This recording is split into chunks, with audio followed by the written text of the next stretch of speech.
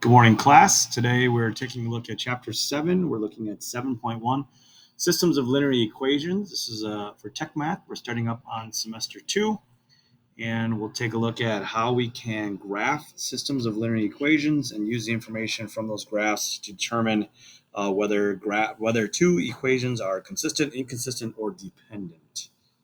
Let's go. So a quick review on graphing. When we talk about graphing, typically we can use this y equals mx plus b format.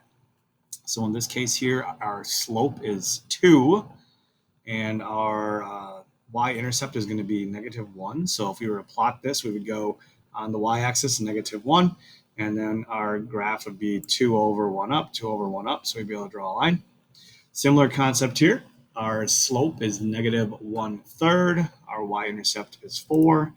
This one here, we'd have to do some rearranging. So first we'd subtract 2x from both sides, and then we divide both sides by 5 to get y equals 2/5 x. So the slope would be 2/5 plus, I believe it would be 2. So we could use that information to graph these lines. So we're going to be looking at trying to reorganize these into y equals mx plus b format so we can graph them.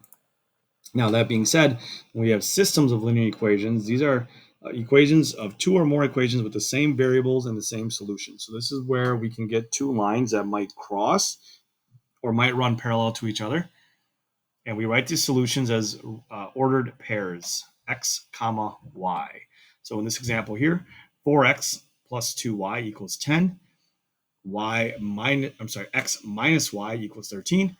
The solution that would satisfy both equations is 6 comma -7. So if I put 6 in place of x and -7 in place of y, both of these equations will prove to be able to be evaluated.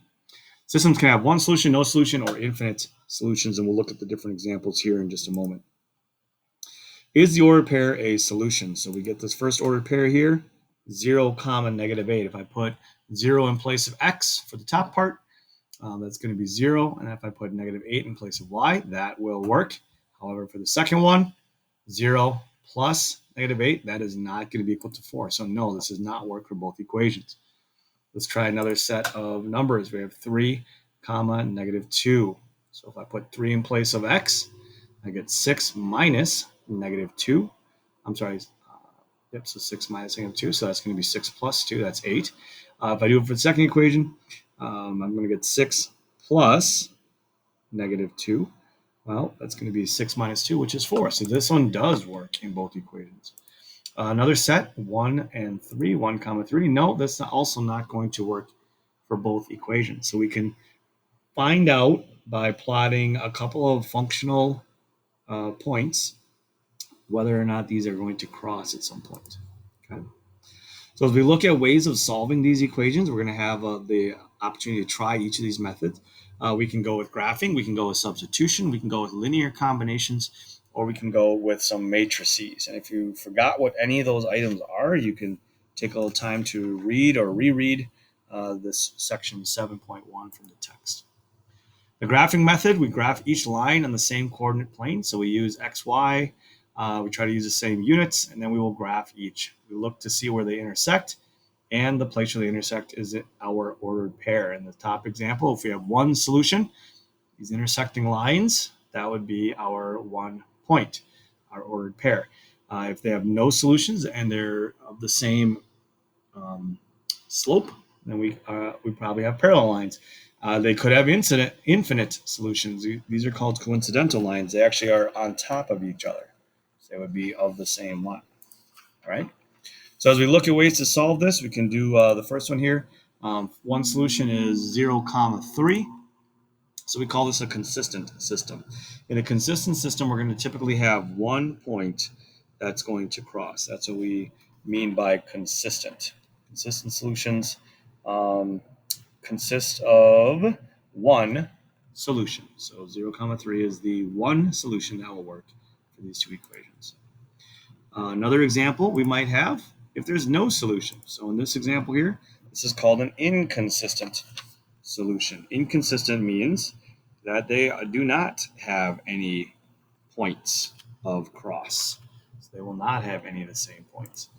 And the third example here, We call this one an infinite solutions. This is where if you track this out and put this on the graph, they're going to be the exact same lines.